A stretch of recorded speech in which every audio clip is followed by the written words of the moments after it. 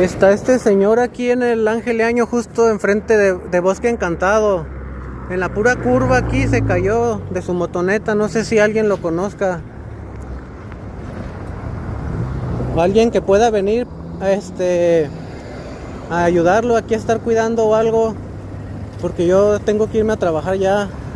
Pero está en la pura curva y corre peligro porque vienen muy rápido los carros y lo pueden atropellar.